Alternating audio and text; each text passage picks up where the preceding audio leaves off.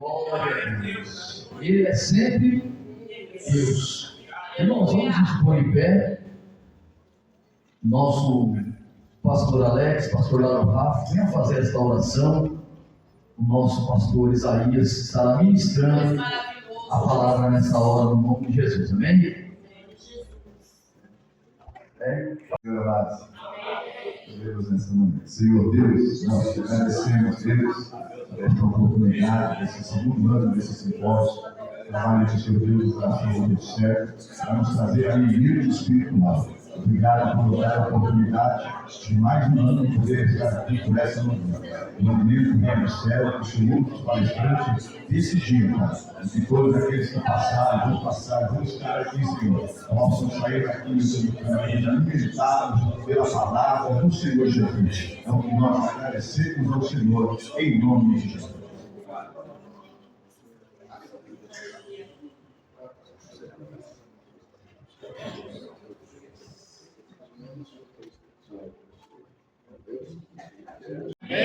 Tem alguém feliz aí, gente? Glória a Deus! Mesmo sábado de manhã? Vamos ter. E alguém é feliz? Porque eu sou feliz. Estou até gordo de tanta felicidade. Percebo que tem mais gente feliz aqui, graças a Deus. Eu sou feliz e estou pelo privilégio de poder viver esse dia que o Senhor preparou e reservou para que pudéssemos estar juntos, aprendendo a sua palavra. Não tem coisa melhor do que amanhecer. Graças a Deus. Estamos lá para receber a palavra. Eu tenho uma coisa comigo desde muito cedo. Domingo de manhã eu tenho vai levantar, segunda, terça, quarta, quinta, sábado eu não tenho. Sábado é o dia que eu gosto de viver ele o dia inteiro. Porque esse tem dormido de sexta para o sábado, domingo é muito. Não sei, entendo que o sábado é uma bênção diferente. A pastor só é sabatista? Não. Mas a Bíblia fala que o Senhor descansou no sétimo dia. Então, acho que o sétimo dia é o dia de descanso. E o descanso de Deus não é de não fazer nada. O descanso de Deus é de cuidar de tudo que Ele já havia feito. Então, no sábado é o dia da gente parar e lembrar de tudo que o Senhor fez durante a semana. Dizer obrigado, Senhor, pelos livramentos. Obrigado pela aliança. Obrigado pela vida. Obrigado pela saúde. Fazer profunda reflexão com tudo isso. Gente, aproveitando esse dia que vocês estão em pé, eu quero ler o versículo bíblico que está registrado no livro de 2 Timóteo, Epístola de Paulo, Timóteo, capítulo 2, eu vou ler o versículo 1 e 2. Enquanto você procura, eu registro a minha palavra de gratidão ao apóstolo Paulo, porque ele comentou que sabe. Apóstolo Paulo, nós conhecemos por ocasião do aniversário do pastor Everson, quando era pastor do filho, e as duas vezes nós estivemos juntos. Mas eu queria viver e obrigado pela confiabilidade, tá bom? Transmita a minha gratidão e também saudações ao pastor presidente, com certeza autorizou para que estivéssemos, pastor Wilson. Ótimo, e saudações ao servo de Deus. Desejei muito estar com ele aqui, mas Deus sabe todas as coisas. Muito obrigado, viu, companheiro? Amigos, agradecer ao pastor Eros, pastor Bruno, que está acompanhando, juntamente com o Nicolas e Gigi. Também nós estamos juntos. Obrigado, pastor Eros. Obrigado, pastor Bruno. É tão bom estarmos juntos nesse tempo. Estamos acompanhados de pessoas que nos amam. Então vamos lá. Queridos, 2 Timóteo, digo, capítulo 1, verso 1 e o verso 2. Não vai pôr porque se tirar do PowerPoint, o PowerPoint é pesado pro programa, entendeu? Aí se tirar, pode... O PowerPoint roda. Tá, não tem problema. Obrigado. Deus só para saber. Diz assim, eu vou ler aqui na minha versão, é ruim porque tem dezenas delas aí, viu? Então é diferente. Diz assim, e você, meu filho, seja forte por meio da graça que é nossa, por estarmos unidos com Jesus Cristo. O 2, que é o que eu quero tomar por base. Tome os ensinamentos que você me ouviu dar na presença de muitas testemunhas e entregue-os aos cuidados de homens de confiança que sejam capazes de ensinar outros. Muito obrigado. Pode tomar assento. Põe a mão no coração de coração. Descanse. Deus quer falar com você. pastor Paulo falou que eu tenho até meio-dia para falar, se você chegar às 11. Meu Deus, vai para falar tudo isso. Então vamos lá. Nós estamos diante de um texto muito importante, um texto maravilhoso, a exemplo de outros. E eu sempre tomo esse texto como base da minha vida, no meu ministério já há muitos anos, porque na minha carreira de ensino, minha carreira de mestre que Deus me deu, ensinador da palavra, esse texto é o que eu tomei por base desde que eu entendi que Deus tinha algo comigo na área do ensino também. Então eu tomei esse texto como base e procurei entender. Então, antes de entrar no texto, falo um pouquinho de mestre, porque quando eu falo da minha carreira de mestre, pode soar como sendo algo egoísta, algo orgulhoso, e não é. Deus é quem dá, e a gente precisa ser incentivado para isso, motivado para isso. Se desde pequeno você fala para o seu filho, olha, você vai ser uma bênção, você vai ser um pastor, você tem um pai, e ora com ele, e vai preparando ele para ser um pastor, muito provavelmente ele vai ser um pastor. É isso? Então, havia da parte de Deus em me preparar para essa questão, um desejo de Deus, certamente, em me preparar para essa área do ensino. Amo a palavra profética, amo a veia profética, desenvolvo, vivo-a, porém a área do ensinamento, a área de mestre, Deus me deu, quando Deus está dado. E eu quero só distinguir um pouco para não ficar, pastor Paulo, um tanto arrogante essa informação. Quem é o pastor? É aquele que cuida, é aquele que zela, é aquele que tira os espinhos, é aquele que tem paciência. Entendeu? É diferente do evangelista. O evangelista é aquele que sofre paixão pelas almas. É aquele que chora pelas almas e tem uma facilidade muito grande de ganhar almas. Não que o pastor não tenha, não que o pastor não chore pelas almas. Mas o evangelista, ele tem uma fluência, flui sobre ele caudalosamente, uma facilidade de ganhar almas. Né? Enquanto com alguém na rua, qualquer motivo é motivo. O ônibus atrasou, está no ponto do ônibus, já chamam um assunto, o ônibus demorou, atrasou, já começa a conversar com a pessoa, já ouviu falar de Jesus, olha, eu congrego naquela igreja aqui, e eu quero orar para a senhora, permite na sua casa, enfim, ou pelo senhor, e ali já começa a evangelização e trazer as almas para Jesus. O evangelista tem essa facilidade muito, diferentemente do profeta e do pastor. Ele traz, o pastor cuida, o pastor tira os espinhos, o pastor zela por aquela vida e vai cuidando dela. A missão do evangelista é trazer. Nem sempre o evangelista tem a capacidade de pastorear, porque pode ser também, mas nem sempre. Na maioria das vezes, quando o evangelista começa a pastorear, ao passo que ele ganha, ele perde. Entra pela porta da frente e sai pela porta do fundo, porque acaba não tendo muita paciência em cuidar, em zelar. Por isso que a igreja tem que ter os vários ministérios, eu quero falar também sobre isso. Tem que ter várias pegadas do Espírito nessas frentes de trabalho, porque senão a gente sofre muito. Não que a gente tem que ser todo, mas tem que ter pessoas que façam isso também. Que é diferente do profeta. Né? O profeta já é sem paciência. O profeta não consegue congregar um tempo muito longo aqui nessa igreja. O profeta é uma flecha que Deus vai lançando, porque o profeta ele vive de visões, ele vive de revelações. O profeta tem uma vida inquieta. Pode perceber que a maioria das pessoas que Deus usa nesse ministério profético são pessoas que não são apegadas a finanças, não têm quase casa, não se apegam a coisa dessa vida.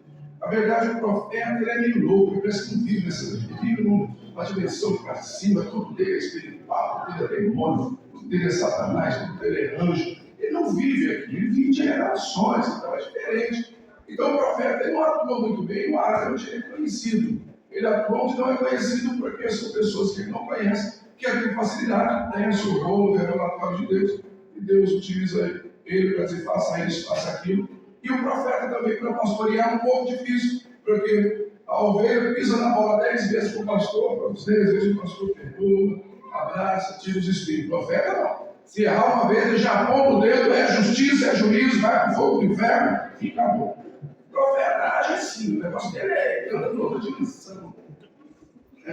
E o pastor não é aquele que você faz de besta, faz capacho, pisa em cima. pastor não pode falar nada, todo mundo pode falar. Se o pastor falar, mas o pastor falou. Então nós chamamos profeta desse povo aí que está cheio de mimimi. Profeta não, não, profeta não deve na cara, se conserta e acaba com essa besteira, como diz, deixa de pantinho, porque aqui ninguém advoga, é isso? Então são linguagens lá do Nordeste, que é do Nordeste aqui, deixa eu ver, deve conhecer, o pantinho, voga, conhece a linguagem lá, meus amigos vai conhecer. Então, esse é o papel do profeta, ele vive de revelações. Já o mestre, aí eu estou justificando a minha fala, o mestre é aquele que, enquanto dorme, o Senhor vem sobre ele, e durante alguns segundos, Deus começa a ministrar sobre ele. Talvez com dores, com dificuldades, diz Jó, mas Deus começa a ministrar sobre ele e mostrar coisas que ninguém vê, conexões em textos que ninguém vê, correlações em situações que ninguém vê, interpretações bíblicas que o teólogo gasta anos estudando, e Deus vai ao mestre e em 30 segundos o Senhor abre-lhe o rolo da revelação e mostra-lhe as escrituras e diz: agora levanta e escreve. E eu cansei de levantar e escrever 30, 40, 50, 100 páginas com 30 minutos com 30 segundos, 1 segundo, às vezes nem 1 minuto de revelação que Deus colocou na minha cabeça.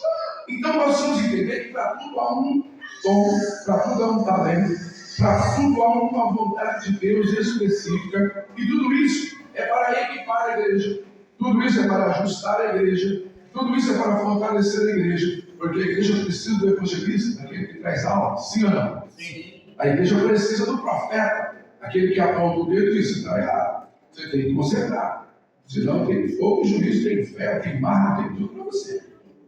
Aí ele se espanta: meu Deus, como é que pode falar com essa veemência? Aí o pastor: não, meu irmão, faz aqui. Essa é a linguagem dele, ele ora muito, então ele vê muitas coisas. Eu sei, cara, vou cuidar de vocês, né? Pastor, eu passo vocês. Eu preciso do pastor para cuidar. Mas vem o mestre que eleva o nível da igreja para outro patamar. A igreja está caminhando num rumo diferente. Vem o mestre com uma palavra e a minha igreja ao centro que Deus quer. Está caminhando às vezes numa vertente errada de compreensão complicada da palavra de Deus. Aí vem o Espírito através do mestre e traz a revelação da palavra, e em uma só mensagem, em uma só noite, conserta, traz um alinhamento para aquela igreja. E são coisas que Deus deu ao mestre e não deu a ninguém.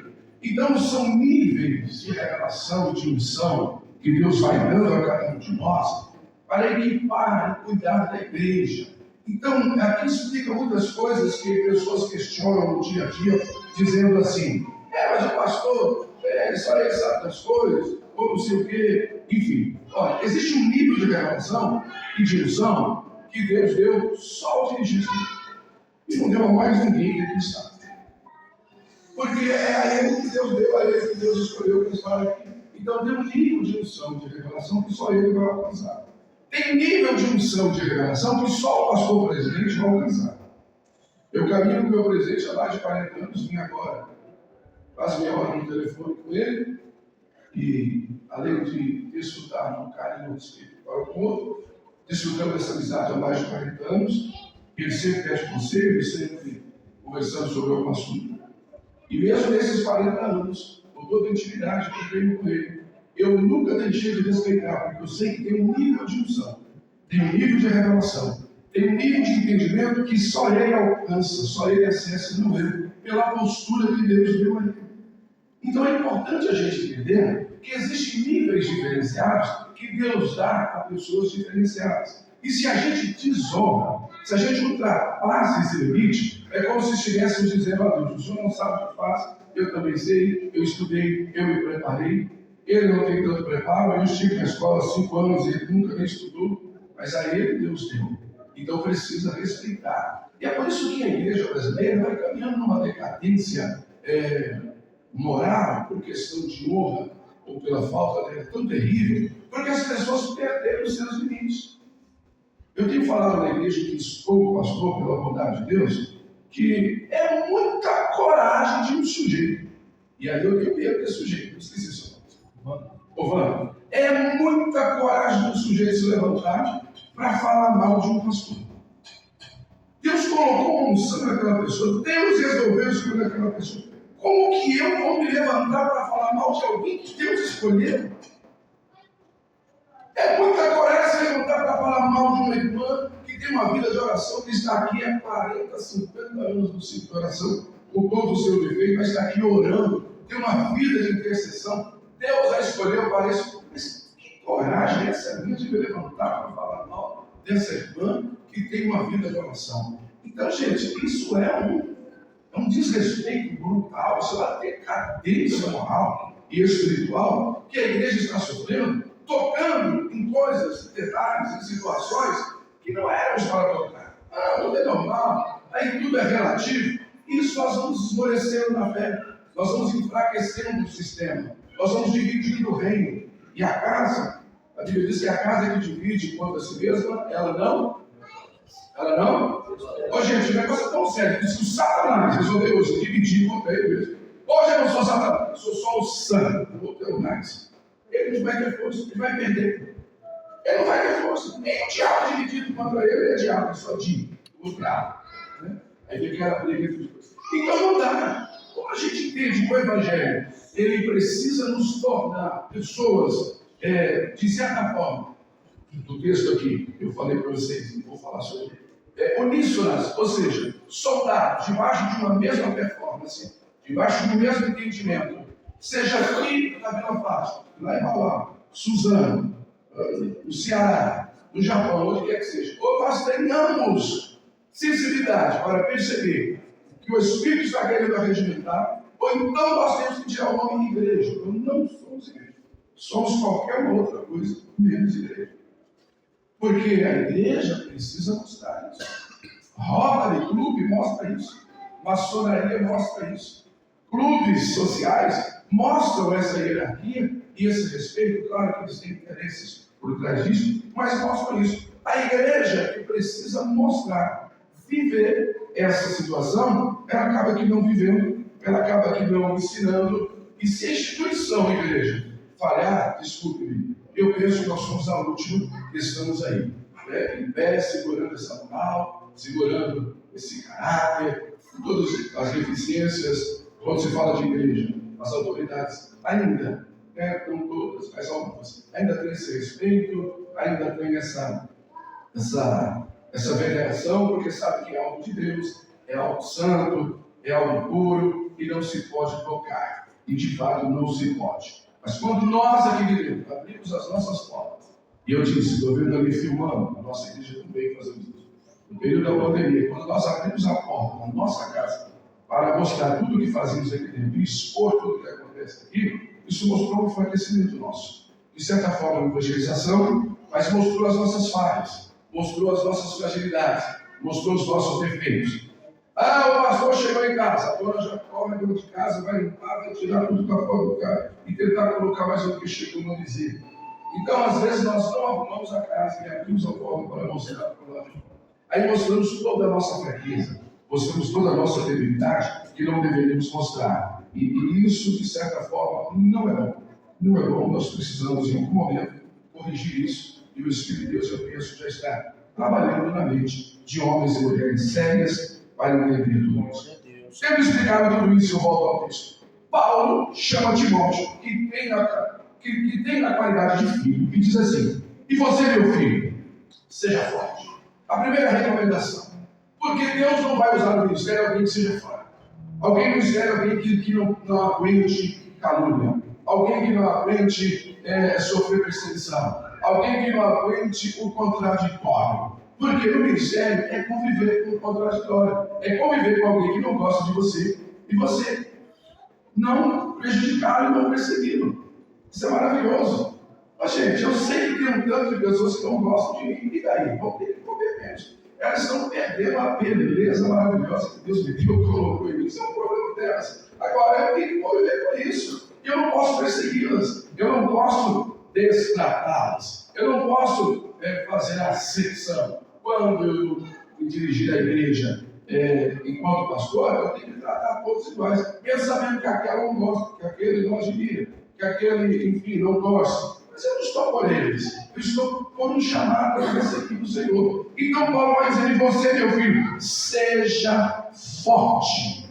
Olha que coisa impressionante. Seja forte. Essa é a palavra que está estendida durante toda a Bíblia. Se você for observar quando Deus chama Josué para assumir o cargo após o grande líder que foi Moisés, gente, a coisa mais difícil que houve na vida de Josué foi substituir Moisés. Quando o pastor é muito bom, é uma luta para você substituí-lo. Porque ele ficou ali na igreja, batizou muita gente, pastor, casou muita gente, enfim, apresentou muita gente, viu muitos crescer. Aí tem um outro pastor. É uma luta para você pastorear, porque tudo serve de referência com aquele que já passou, com aquele que foi embora. Então, tudo que acontecia na vida da nação de Israel se referia a Moisés. Então, Josué quase não ouviu o seu nome. Então, se você não for forte emocionalmente, para ver as pessoas não dar honra ao seu nome pelo trabalho que você faz e dar honra àquele que já passou aqui por muitos anos, às vezes até morreu, se você não tiver equilíbrio para lidar com isso, não serve para pastorear. Não é isso? Às vezes tem pessoas que sobem aqui no público, citam o nome de todo mundo, até papagaio, periquito, não sabe citar o nome do pastor, tem honra, dizer obrigado, pastor, pela oportunidade. Então a gente também precisa ter um equilíbrio para aguentar isso e conviver com isso. É por isso que Paulo está dizendo, seja forte por meio da graça. Então não é de qualquer maneira que nós seremos fortes. Eu, por mim mesmo, não aguento. Eu olho para trás e vejo situações pelas quais eu já enfrentei e eu fico pensando assim, como que eu as enfrentei? Como que eu passei por elas? Como que eu saí do outro lado vencedor? Mas, gente, foi a graça de Deus, foi por meio da graça do Senhor que veio sobre a minha vida, sobre o meu chamado e me fez triunfar. Olha aí, por meio da graça que é nossa, por estarmos unidos com Jesus Cristo. Então a graça é nossa. É de quem? Ela é de quem? Nossa. Por meio de quem? De Jesus Cristo. Estamos unidos. Então, se deixar de estarmos unidos, essa graça ela também vai se fragmentar. Porque ela só vai funcionar no momento que estivermos unidos em propósito, em objetivo, em planejamento, em ideais que visam honrar o nome do Senhor. Passou disso, não faz sentido. Então, é por essa razão que tem que ser forte. Se eu estiver falando para alguém que já está enfraquecido, tem desejo de estar no ministério, está sentindo um chamado por Deus, a primeira fala para vocês, começa a engrossar suas costas, começa a ser forte o bastante, porque aqui o negócio não é brincadeira. Aqui tem hora que levanta a gente, pau de dar em doido, tira do Satanás e quer colocar nos orelhos. É assim que funciona. E aí você vai fazer o quê? Arregaçar as mangas e vai para a porrada? À vontade. Se eu der vontade de colocar a orelha dos três. Mas eu contei até 10 e não. Deus, não pode. Se você fizer isso, vai perder tudo. Entendeu? Você tem que engolir isso. Tem que ser tratado ainda nessa área. Como é que faz? Então, tem que ser forte. Não forte para brigar, não forte para bater. Mas forte para apanhar. Aí é o problema. Hoje, tem que ser forte para apanhar. Ninguém vai estudar. Tem alguns marrudão na igreja que fazem academia, são professores. Personal trainer, esse tempo de personal, né? Personal tudo, personal organizer, personal trainer, personal education, e vai por aí. Então temos personal lá, fortão, e eu chego aqui, aqueles burros nas costas, assim, para testar mesmo como é. Aí alguém falou, a própria pastora Elisa, minha esposa, falou, mas vai machucar o menino, bateu, né? Tem que machucar mesmo, para que ele é forte, ele não pode bater em ninguém. Porque se bater, ele vai matar, ele vai ser preso. Ele é forte é para apanhar. Então eu vou bater. Então, aqui o convite é para apanhar. O convite é para levar, sofrer calúnias. Não era para ser. É para ser perseguido, não era para ser. Entendeu? É para alguém que é insatisfeito com ele mesmo, com a vida, com a situação. Ele não é bem resolvido com ele. E vem jogar em cima de você. E vem jogar em cima de mim. Então, Paulo está dizendo: precisa ser forte o bastante. Porque é por meio da graça que, quando estamos unidos, que nós vamos vencer tudo isso. De outra maneira, seremos sucumbidos. Quantos já largaram o ministério e quantos querem largar? Porque desuniram. Ô, gente, se sairmos da visão do ministério, estivermos um pouco desunidos, nós vamos enfraquecendo. Aí a melhor performance que nós vamos ter por nós mesmos é afastar, é dividir, é separar. Hoje Deus não está nisso. Então, é unidos. por Cristo ou com Cristo. Agora o versículo 2. Ele é por demais encantador e eu solicito que você me ajude. Aí ele vai dizer assim, tome os ensinamentos que vocês ouviram, na presença de muitas testemunhas. Como é que está aí essa outra Bíblia aqui na minha filha? O versículo 2, lembra de alguma forma? É 1 Timóteo, versículo 2. É o texto lá. 1 Timóteo, capítulo 2, meu versículo 2. Deu 1, deu 2, por favor. Só para não ficar tão fora aqui, vai. A Timóteo, verdadeiro filho na fé, graça, misericórdia e paz, da parte de Deus Pai e de Cristo Jesus, nosso Senhor. 2 Timóteo 2? Segundo, tá? Passa mais um, por favor. Ao amado filho Timóteo, graça, misericórdia e paz, da parte de Deus Pai e de Deus Cristo Jesus, nosso Senhor. O 2. Esse é o 2. Versículo 2? 2 do capítulo 2? 2, versículo 2. E o que de minha parte Isso aí. ouviste, E o que de minha parte ouviste, através de muitas testemunhas, isso mesmo transmiti a homens fiéis e a também idôneos para instruir aos outros. em outra versão, que sejam capazes. Alguém dessa versão que sejam capazes?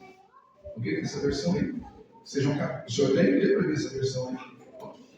E as coisas que ouviste de mim entre muitas testemunhas, as mesmas confia a homens fiéis, Homens fiéis, que sejam capazes de e também ensinarem os outros. de ensinar aos outros. Obrigado. Então vamos lá. Eu quero que você me ajude a identificar quantas gerações de pessoas nós temos aqui nesse texto. É isso que precisamos saber e é o foco daquilo que preciso falar. Me ajude. Quantas gerações de pessoas nós temos registradas aqui em um único versículo? Por favor. Me ajude aí. Uma manhã de estudo, então precisamos pensar.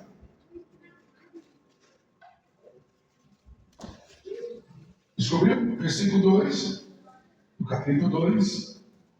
Quantas gerações de pessoas nós temos aí? Por gentileza. Alguém falou? 4 a 5, tem mais? Chuta aí. É certo. Né? Alguém mais quer falar? Quantas gerações temos aí de pessoas? Tem muito versículo? A nossa chegando 4, tem mais? Ok. Então vamos lá. Vamos tentar descobrir quantas gerações de pessoas nós temos aí. Tome ensinamentos que você ouviu da minha presença. Primeira geração de pessoas. Quem está falando? Quem está falando? O apóstolo Paulo. Está identificado aqui. Primeira geração. Ele está ensinando para uma geração diferente. Uma segunda geração de pessoas. Quem é ela? Quem que é essa segunda geração que Paulo está ensinando? Muitas testemunhas. Não. Está identificado no texto. Nós temos um versículo anterior. Qual o nome? Ele está conversando com quem? Timóteo. A primeira geração, diga Paulo. A segunda geração de pessoas em texto, qual que é? Timóteo. Já temos duas. E agora, Paulo recomenda Timóteo para ensinar uma outra geração de pessoas qualificadas aí como quem? Homens fiéis. Então, Paulo, não adianta ensinar para quem é infiel. Ele não vai entender, não vai funcionar. Então, tudo que você está aprendendo de mim, você tem que garantir que você vai levar para uma terceira geração, que é uma geração de homens fiéis. Terceira geração de homens fiéis. De incapazes. De ensinar a quem? Outros, diga outros. Pode ser 5, 6, porque está no plural, mas pelo menos identificado nós temos 4 gerações. Quantas gerações? Outros. Outros o quê? Fiéis. Outros capazes. Outros comprometidos. Então, em um único texto bíblico, nós temos 4 gerações de pessoas. Quantas pessoas? Quantas gerações? Vamos lá. Segunda pergunta que eu faço a vocês. Obrigado pela participação. Vocês são muito gentis. Então, vamos lá. Quantos anos tem uma geração? Quem pode me ajudar? Quantos anos tem uma geração? 100 anos. Alguém falou 100 anos? Quem falou? Ok, obrigado. Quem mais? Quem mais pode falar? Dá um chutão aí. Quem sabe vai dar. 70, quem mais falou? 40, 30. Ok. Muito bem. A Bíblia já chamou 1000 anos de uma geração. A Bíblia já chamou a geração de 100 anos. Nós já compreendemos que a Bíblia tratou uma geração com 70 anos. Porém, para os grandes expoentes do tempo, da cronologia do tempo, uma geração baseada em textos bíblicos, ela é 40 anos. Na Idade Média, há quem diga que, porque a idade foi reduzida, então ficou em 30 anos uma geração. Mas hoje, 40 anos é o comum, porque uma pessoa de 40 anos é pai de uma outra que já é pai de outra. É possível que alguém com 40 anos e já é avó, e já é avô. Sim ou não? Eu já tenho sido segunda, terceira geração. Então, 40 anos é uma idade limite compreensível na Bíblia para uma geração. Então vamos arredondar, porque tem gente que falou 100, tem gente que falou 50, 70. Para não deixar ninguém triste, vamos para 50. Vamos mostrar uma média legal, né? Então nós temos quantas gerações identificadas aí no versículo 2? 4. Se uma geração nós estamos chegando à conclusão que ela pode ter 50 anos, então quantos anos tem aí inserido no único versículo? 200 anos. Uau! Isso é profundidade. Por isso que tem que ler o texto e com muita calma, como se estivesse mastigando um pedaço de carne. Vamos, imagina uma picanha com 2 dedos de gordura. Diga aleluia. Então você vai comer o texto bíblico assim mastigando, como se estivesse sentindo aquele sabor de uma peixada com pirão, azeite de dendê. Diga aleluia. Ou então com aquele frango caipira com quiabo, ou piqui para quem é mineiro. Diga aleluia. Olha só, olha cedo, já pensando aqui, as nossas tripas. Eu vou para a igreja tripal. Meu Deus do céu. Então veja, olha só. E o único versículo, pastor Paulo, tem 200 anos. Olha para mim, 200 anos. De Paulo para Timóteo, de Timóteo para homens fiéis e capazes, que foram ensinar a outros fiéis e capazes, mais 50 anos. 200 anos. Pergunta que eu faço, a terceira. Porque a forma metodológica que o Senhor Jesus utilizava para o ensino, e é muito própria dos rabinos, é a pergunta. É sempre perguntando. O que faz sentido na vida não são as respostas, são as perguntas. Por isso você precisa saber perguntar. O que move o mundo, diga esse ponto, o que move o mundo são as perguntas e não as respostas. Porque quando você pergunta, você desenvolve processos cognitivos. Você coloca a audição, o olfato, a visão, tudo para funcionar. Então você desenvolve processos cognitivos. É na pergunta que está a grandiosidade da vida. Por mais idiota que você pense que possa ser a pergunta que alguém fez, não, ela tem um fundo, ela tem um bojo de preocupação, e de repente você sabe, mas a pessoa não sabe, de repente você pensa que sabe e também não sabe. Então são as perguntas que movem o mundo. Vamos para a terceira pergunta. Já descobrimos que temos 4 gerações de pessoas, já descobrimos que uma geração pode ser contabilizada para nós aqui hoje de manhã com 50 anos. Então, gente, terceira pergunta. Quem de fato acredita que as mesmas informações que Paulo passou para Timóteo, elas chegaram ipsis literis da mesma forma, 200 anos depois, lá no final da reforma, na última pessoa que ele ensinou? Quem acredita nisso? Você acreditava que eu dou um pirulito para você? O pastor avisa aqui no final do culto que vai ter amanhã um culto na casa da irmã fulana. Mas não, a pessoa está dizendo, amanhã não tem culto, né? Amanhã é livre, amanhã a gente pode para onde quiser. Ele já me entendeu. O pastor liberou, está liberado amanhã. Você entende? A gente dá uma informação que tem que repetir, tem que ser cansativo, vamos usar telões e tudo mais. Ser cansativo, falar 10 vezes a mesma coisa, porque no corredor a pessoa já entendeu. Agora imagina o ensinamento que a pessoa recebeu para levar ipsis literis lá 50 anos à frente. Aí o outro recebeu, vai levar mais 50 anos.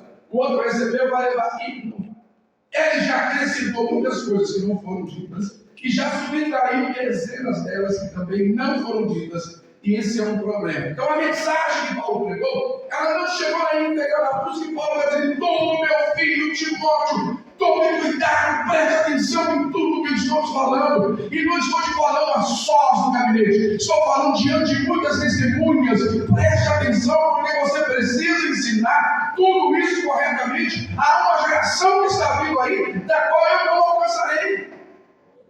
Então você tem a responsabilidade de levar isso. Aprenda corretamente. É uma cobrança duríssima do apóstolo, um filho. e ao filho a gente cobra mais do que aquele que não é filho, porque tem intimidade e precisa ver o bem e ama muito mais. Então é importante que faça isso. Agora, gente, de verdade, nós estamos no ano de 2025. A igreja começou lá em Atão, não é? Não, pastor, a igreja começou em Atos. Você para quem não compreende a Bíblia. A Bíblia começou lá, desde lá já era a igreja. Lá já era a igreja. Tá? Ela vem se consolidando, tomando formas diferentes. Quando chegou lá em Moisés, por exemplo, que toda a congregação se reuniu, o termo lá é eclésia. Eclésia no grego é traduzido para igreja. Então lá em Moisés eles traduzem eclésia para congregação. Quando chega no Novo Testamento, eles traduzem eclésia para igreja. Porque entende que lá não tinha igreja. Claro que tinha. Uma igreja com outra modalidade. Mas a igreja sempre existiu.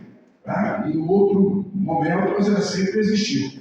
Então veja, a igreja que começou lá em Adão, passou por Abraão, passou por Moisés, passou por Josué, chegou no Cristo, chegou em Atos dos Apóstolos. Então você que entende que ela começou lá em Atos, não vamos brincar. Então vamos dizer que ela começou em Atos. Nós temos 2000 anos e alguns anos que a igreja, nessa configuração, começou lá em Atos. Pergunta que eu faço.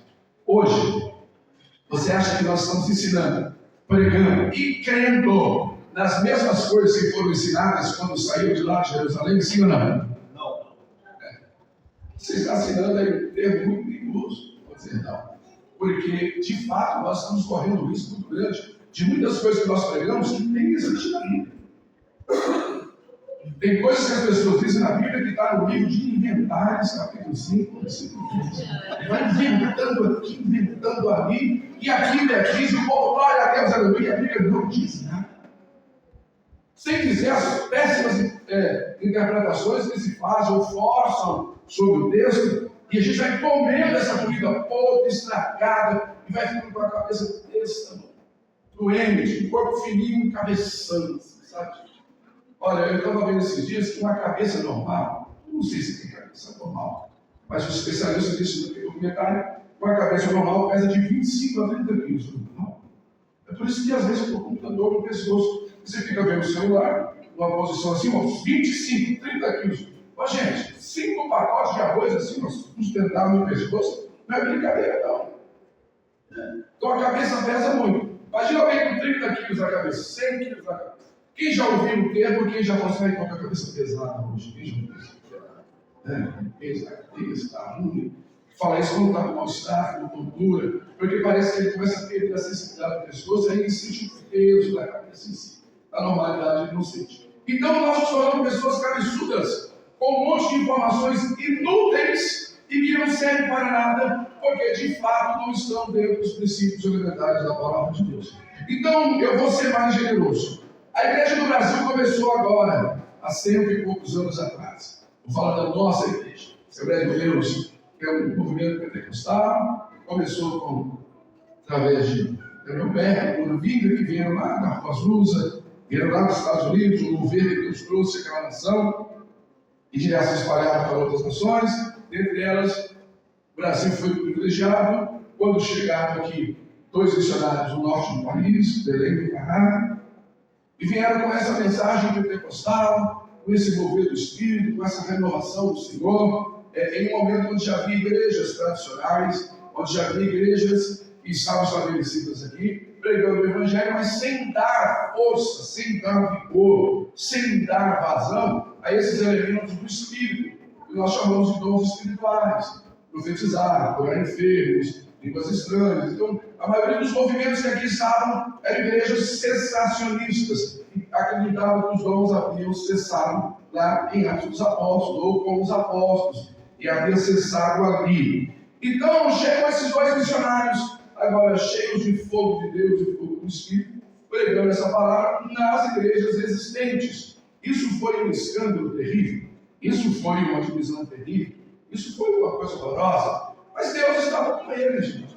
E eles trouxeram essa mensagem pentecostal ao norte do país, e foi descendo para o nordeste, e desceu para o sudeste, alcançando a gente aqui em São Paulo, e subiu para o sul do país. Então, essa mensagem hoje, ela está nos quadrantes da nossa nação. Ela está em toda parte do nosso querido Brasil. E eu pergunto a vocês, a mensagem que eles trouxeram há 100 anos atrás é a mesmíssima que nós pregamos hoje, 100 anos depois, sim ou não? Quem acredita? Sim ou não?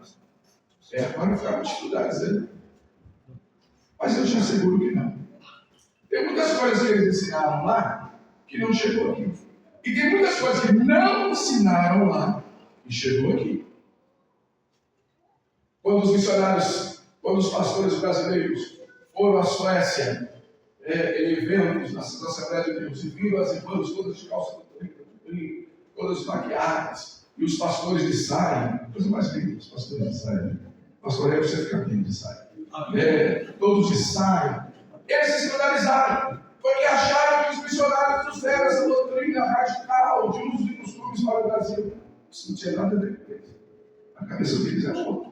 No meio do caminho, colocaram essa erva daninha e foi aí, de alguma forma, perturbando a cabeça de muitos. E para alguns foi bom, mas para outros só trouxe dano, porque não encontrava base na Bíblia. E quando você não encontra base na Bíblia, isso enfraquece qualquer sistema. A gente tem que ter base na Bíblia, tem que seja a mínima possível. Tá? Os bons costumes, a gente precisa ter sempre, entendeu de caminho. Então, gente, baseado nisso, nós estamos hoje, 2000 anos depois da vinda do nosso Cristo aqui, um pouco mais, pregando muitas coisas que o Senhor não pregou, ensinando muitas coisas que Ele não ensinou. E a gente, por falta de cultura, por falta de conhecimento, a gente acaba deixando de lado e criando um outro evangelho. Criando um evangelho particular, uma interpretação que seja só nossa. E as igrejas se tornaram tribos muito particular. Aqui é assim, lá é assado, lá é de outro jeito. A gente não consegue nem ter comunhão com os próprios irmãos, porque aqui a igreja de uma maneira, lá a igreja de outra. Enfim, tem a liberdade. Agora, entendam que a Bíblia não é de particular interpretação. Eu tenho muitos amigos presbiterianos que são milenistas, amilenistas, pré-milenistas, e discutem essa questão de Calvino e de Armínio, esses debates acadêmicos que para mim não passam de um besterol. E eu digo para eles, meu amigo, o que nos une é muito maior do que aquilo que nos separa. O que nos une é o amor de Deus e a graça de Jesus Cristo que veio sobre nós. E isso é muito maior do que qualquer diferença que pode haver entre nós. Mas as pessoas tomam isso como um cavalo de batalha e levam guerra para a Bíblia. É igual corintiano e palmeirense. É igual briga política. A pessoa não sabe discutir no campo das ideias. Acaba a política, é como se fosse inimigo para a vida inteira. Aí você fica inimigo e os dois candidatos que eram inimigos hoje são amigos, estão trabalhando juntos. Porque tinha um acordo, aí ficam os babacas, brigando a vida inteira. Não faz sentido, gente. Os jogadores ganhando rios de dinheiro e os torcedores se matando entre si. Você está vendo que eu não vou entrar numa onda dessa, tá? Então, aí está a grande questão e o grande detalhe. Então, hoje, eu olho para alguém que é crente, é servo de Deus. Mas é da congregação. Amém. Deus seja louvado pela sua vida, pela congregação. É lá da Assembleia de Deus, do campo. Amém. Seja Deus louvado. É da católica. Amém. Seja Deus louvado pela sua vida. Irmãos, a salvação está para alcançar a todos e o Evangelho está posto para todos. O Espírito que revela a palavra continua sendo o mesmo. E é Ele que esclarece na vida das pessoas. Aí quando eu falei de católico, mas quem é católico não vai para o céu. Então, Martim Lutero, católico, exílio católico, autêntico, saindo da sua região da Alemanha, indo para Roma, com a bolsa cheia de dinheiro, levando o dinheiro que vendeu o terreno nos céus, mentindo para o povo, que vendendo indulgências papais, para poder enriquecer o Papa. E no meio do caminho, o Espírito fala com ele, abre a mente e esclarece Romanos 12, que a salvação não é por obras, é por fé em Jesus Cristo. Ele larga tudo aquilo, cria uma revolução que nós chamamos de revolta, coloca 95 teses no tempo de Wittenberg e começa ali a fazer o movimento chamado da reforma, pela qual nós fazemos parte, onde Deus tirou dezenas e centenas de pessoas que estavam com a mente obscurecida. O Espírito é quem faz isso. Quem faz isso? Então, onde eu não chego, o Espírito chega. O que eu não faço, o Espírito faz. O que eu não tenho, o Espírito tem. E a maior preocupação preocupação de resgatar almas não é só minha, é do Espírito. E Ele usa quem quer e da maneira que Ele quer. Agora nós precisamos fazer a nossa parte. Precisamos fazer a nossa parte. Quem entendeu, diga aí. E aí no versículo 3, aí eu vou para o slide. No versículo 3 ele vai dizer: como fiel soldado de Cristo Jesus, tome parte no meu sofrimento. Este é um convite honroso. Sofra comigo as aflições, como um bom soldado de Jesus. Não é como um péssimo soldado. Bom soldado é aquele que precisa se calar, às vezes, quando há vontade de falar. Eu vou lá e vou falar um monte de coisa. Está pensando que eu sou o quê? Eu já dormi envenenado de raiva, de ira, de mágoa, de ódio. Pastor também sente isso. Eu sei. Pastor é gente. Pastor tem até fome. Pastor tem sono. Ô, gente, é verdade. E aí eu estou aqui com raiva, amanhã eu vou lá falando, está pensando que eu sou o quê? E eu vou mostrar para ele que eu não sou o que ele está pensando. E durante a noite sou impelido pelo Espírito, apanho no Espírito e acordo pela manhã. Ao invés de ir lá, eu dobro os joelhos do Senhor, eu abençoe. Põe as tuas mãos, trabalhe na mente e no coração dele. Porque é o Espírito que rege as nossas vidas. E como bom soldado de Jesus Cristo, precisamos nos calar na hora que teríamos vontade de falar um monte de coisas. E é ruim se calar quando temos razão.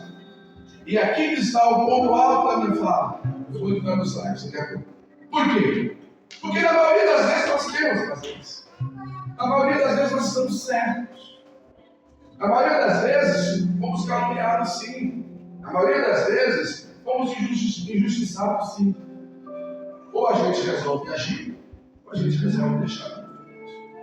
Eu trago um conselho para alguém aqui nessa manhã, e o Espírito da profecia já começa a aquecer o meu coração.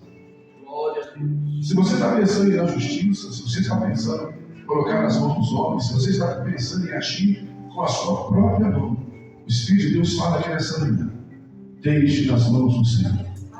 Ele saberá como fazer. Ele sabe melhor do que os homens. Ele sabe melhor do que a justiça dos homens. Ele sabe colocar as coisas nos seus devidos lugares. E não vai trazer dano. Deus sabe fazer. Tem uma pessoa bonita do seu lado? Diga para ela: descanse o seu coração. Porque Deus sabe fazer melhor do que você. E Ele vai fazer. Eu sinto o Espírito de Deus fazendo palavras proféticas e respostas com o endereço certo na vida de pessoas aqui nessa manhã. Se eu sair correndo aqui, sapateando, falando línguas estranhas, alguém vai dizer: ele está cheio de Deus. Não precisa. Eu estou cheio de Deus aqui nessa manhã. Eu sei o que vim fazer aqui. Amém? Agora eu que sei.